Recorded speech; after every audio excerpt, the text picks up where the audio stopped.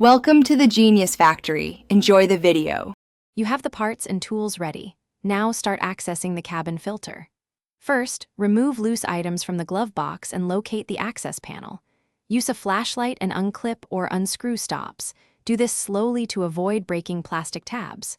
Once the glove box is lowered, identify the rectangular filter cover and release its latches.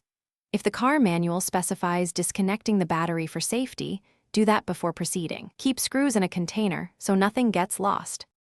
You'll remove the filter and inspect the cavity. Open the cover and observe the airflow arrow on the filter edge.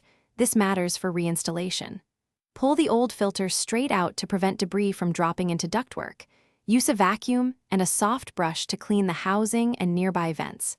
Check seals and the rubber gasket for cracks and inspect drain holes for clogs. If the housing shows mold or heavy grime, clean with a mild cleaner and dry thoroughly before installing the new filter. You're ready to install the new filter. Align the arrows with the airflow direction and slide it in without compressing the edges. Replace the cover and secure all clips or screws, then reassemble the glove box. Reconnect the battery if you disconnected it, start the car, and run the HVAC on high to test airflow and odor. If airflow is weak or you hear whistling, double-check filter orientation and that the cover seals properly.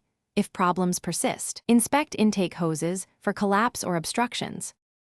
Thanks for watching. If you found this helpful, don't forget to like and subscribe.